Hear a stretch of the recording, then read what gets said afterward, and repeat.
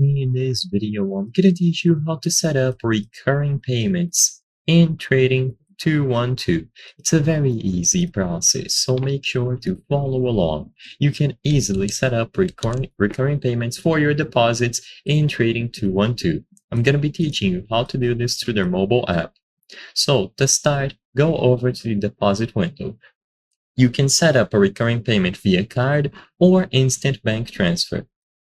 When you access the deposit funds window, in here, choose your preferred payment method, select the amount, and then, as you can see, before proceeding next, you will have the option to enable recurring payments. So it's as simple as heading over to the deposit funds window and then tapping this option right below the amount before proceeding.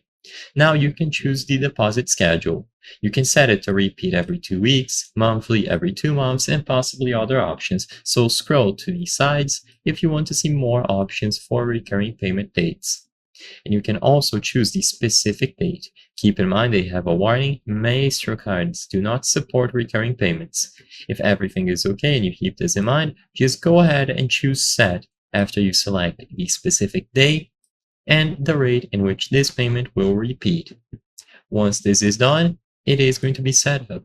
You can go over to the Manage Funds window, check the deposit schedule, and see if you have any active recurring payments. When you schedule recurring payments, the first one will be charged immediately, so keep that in mind. As soon as you complete this deposit, this first one will be done, and only afterwards will the other ones be done, according to the rate in which you set up here.